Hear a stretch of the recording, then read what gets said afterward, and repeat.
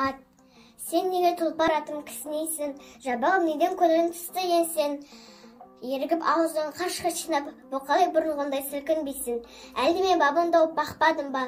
Болмаса жемнен қысып сақтадым ба? Әйтпесе әбзелдерін сәнді емес пе?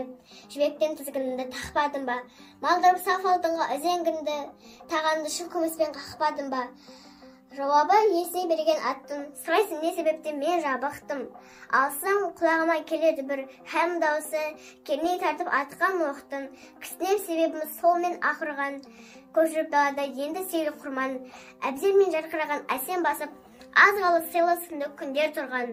Жақында жаны ашымас жау кеп шабар, қалдырмай әбзелімнің бәрін тонар. Соқтырған шыны күмістен тағаларды, суырып аяғымнан ол жаланар. Күйзеліп, жаным ашып, ауырып бек, қайғырып уайымғып тұрмын жүдеп. Онына желбеуіштің терінді әкеп, телеген бүйірме жабады деп.